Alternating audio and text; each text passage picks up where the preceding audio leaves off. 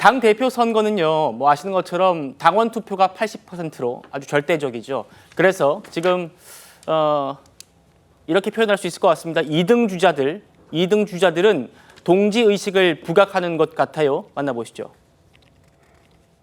우리 나 후보님이 그 패스트트랙 사건에 대한 공소 취소 이야기를 했을 때 어떤 생각이 들었습니까? 무슨 말씀이시죠? 사건 관계자의 부탁으로 들었습니까? 아니면 윤석열 정부의 동지로서 그 의원들의 고통을 절절히 호소하는 그런 이야기로 들었습니까?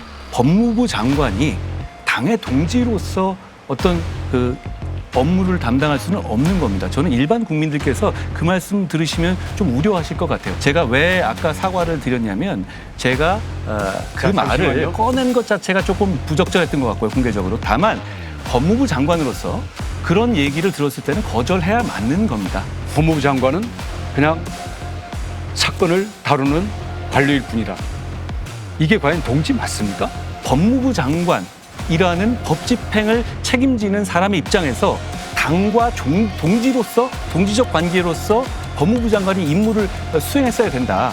저는 거기에 동의하지 않고 많은 국민들께서도 그 말씀에 동의하지 않으실 것 같습니다. 그렇기 때문에 과연 우리 한동훈 후보가 우리라는 생각이 과연 있는 것인가? 말씀하신 것처럼 우리라는 인식이 없다고 생각을 합니다. 한동훈 후보가 당대표가 된다면 누가 지금 의회 민주주의 폭거에 나가서 싸우겠습니까? 당대표는커녕 당원으로서의 자격이 있을까 하는 그런 생각. 김기영 부대변인. 사실 한동훈 후보가 어떤 요청을 받았던 게 법무부 장관 때잖아요. 법무부 장관 때는 국민의힘 당원은 아니었을 것 아닙니까? 맞습니다. 그런데 지금 동지적 관계로서 그때 법무부 장관도 동지여야 한다라고 지금 나 후보와 원 후보가 공격하니까 한 후보는 그건 아니지 않느냐라고 얘기를 한 거예요.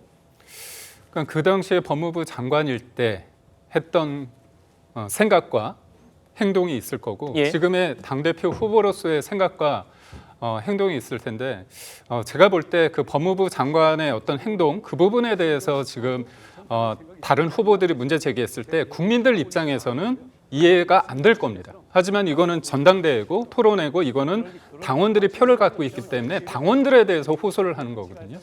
그렇기 때문에 저는 뭐냐면 계속 나경원 후보나 원희룡 후보 같은 경우는 그때 상황 물론 이제 선진화법이 있지만 국회에 어떤 다수 의석을 가진 그 당시에 민주당과 네. 문재인 정부가 그러니까 이 선거법이라는 건 결국은 룰의 어떤 그 게임의 룰 아닙니까? 그렇죠. 게임의 룰인데도 불구하고 여야 합의 없이 일방적으로 밀어붙이고 네. 그다음에 공수법 하나의 어떤 칼을 갖는 거 아닙니까? 집권 여당으로서 그런 부분에 있어서 우리는 할 수 있는 게 별로 없었고 그때 상황을 고려했을 때 당신이 당대표라고 했을 때 그때 뭐 개인적인 차원이든 아니면 원내 대표를 했던 사람의 차원이더라고 하더라도 네. 그때 상황을 이렇게 공개적으로 언급하는 그 부분 예. 그 부분에 대해서는 정무적 판단이 좀 잘못된 거 아닌가 나아가서 이 사람이 과연 우리 당원으로서 생각하는 그게 결이 좀 다른 거 아니냐 자, 이런 그러니까 부분에 죄송합니다. 그러니까 부대변인님 지금 포인트가 두 개잖아요. 하나는 왜 공개적으로 그때 일을 꺼냈느냐가 있고 네. 여기에 대해서는 한동훈 후보가 사과를 했어요. 두 번째가 이제 그때 법무부 장관이 나경원 후보의 그런 요청을 왜 안 받아들였느냐, 받아들이지 않은 거에 대한 문제점을 제기하고 있기 때문에 이 첫 번째는 정리가 된 것 같고 네. 두 번째에 대해서 좀 얘기를 좀 집중해서 해주신다면요. 그러니까 결국은 나경원 후보나 원희룡 후보 같은 경우는 이 부분에 대해서는 당원들한테 계속 호소를 하는 겁니다. 예. 말은 한동훈 후보한테 질문을 하지만 이걸 판단하는 사람들은 당원들의 어떤 감정선을 건드렸다 아니면 영린이다. 여전히 검사식 논리다 이런 어떤 프레임을 하기 위해서 예. 끊임없이 어떻게 보면 공격을 하고 있다고 보거든요. 그래서 저는 이 부분에 있어서 제3자의 국민들 관점에서 볼 때는 이거는 조금 좀 그렇게까지 할 필요는 없는 것 같은데 사과를 했는데 그럼에도 불구하고 이분들이 하는 이유는 투표 행위를 하는 오늘 첫날부터 해가지고 앞으로의 상황 그리고 결선 투표까지 갔을 때 이 문제가 계속 본질적인 질문이 될 수 있는 거거든요. 예. 그러니까 단순한 배신자 프레임이 아니라 이분은 우리랑 같이 할 수 있는 것인가의 어떤 근본적인 질문에 대한 거기 때문에 끊임없이 계속 공격할 거라고 생각합니다. 알겠습니다. 자, 원희룡 후보의 공세 수위도 더 높아지고 있습니다. 나중에는 케빈이까지 열어가지고 동지들을 공격할 거냐라고도 몰아붙였어요. 한동훈 후보 반격까지 한번 들어보시겠습니다. 법무부 장관으로서 우리 당의 수많은 정치인들과 수많은 대화를 했을 텐데 나중에 불리해지면 그 캐비넷 파일에서 꺼내서 또 약점 공격의 재료로 쓸 겁니까? 저하고 통화한 거를 줄줄줄줄 읊으셨죠, 어느 분이. 저하고 식사하고 통화한 내용들을 줄줄줄줄 언론에 읊으시지 않았어요? 제가 본인이? 언제 읊었습니까? 아니 제가 만났을 때 전당대회 안 나가겠다고 말했었는데 뭐 그런 얘기 식사할 때 했었는데 말했다고 아니고요. 하셨잖아요. 제 느낌이 그랬었다라는 얘기였죠. 자 교수님. 네, 제가 지켜보는 입장에서는 사실 예. 한동훈 후보의 이 답변 태도가 상당히 좀 이 정치 이 미숙아라는 뭐 표현들을 썼는데 상당히 좀 거기에 좀 부응하는 것이 아닐까 생각이 들어요. 사실 어떻게 보면 저런 질문들은요, 사실 후보의 관점에서 소위부답하면 되죠.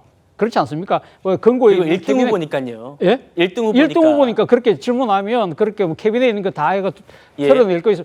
저는 그 캐비넷이 어디 있는지 모르겠고 그 안에 그런 내용이 있는지도 모르겠습니다. 이런 식으로 웃고 퉁치면 찌면 될 걸 갖다가 과거내하고 당신하고 만났을 때 이런 이야기를 다 하고 말고 뭐 그런 식으로 이야기하는 것 자체가 상당히 정치적으로 상당히 지금 초년병의 모습을 그대로 보여주고 있다. 그런 측면에서 보면 이번에 이 지금 어떻게 보면 이 논란 자체가 한동훈 후보에게 상당히 많이 지금 그러니까 이 책임이 있는 것처럼 보입니다만 저는 제3자의 관점에서 보면요. 지금 현재 이 공소취소 문제와 관련해서는 과연 그러니까 법무부 장관 시절에 그러니까 이 지금 이야기하는 부분 동지로서의 일을 못했다는 식으로 이야기하는 부분이 아까 우리 우리 김 대변인 말씀처럼 뭐 이 지금 당심을 보고 하는 이야기라고 하지만 사실 이 장면을 국민들이 다 지켜보고 있거든요. 그렇죠. 그렇다고 한다면 국민들의 입장에서는 과연 이런 식의 그러니까 공소 취소를 그러니까 이 법무부 장관에게 사적으로 부탁하는 행위가 그것이 과연 맞는가? 그리고 실제 그것이 만약에 받아들여졌다고 한다면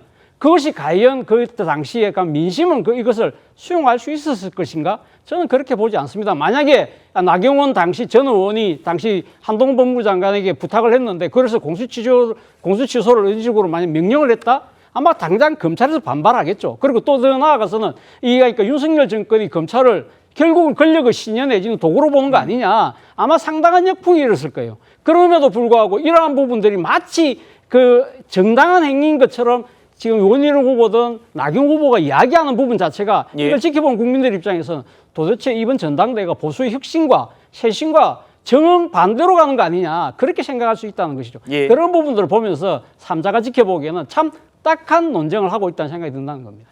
알겠습니다. 한동훈 후보가 좀 유머러스하게 상황을 대처했으면 이 정도까지는 안 가지 않았을까라는 그런 말씀을 주셨습니다.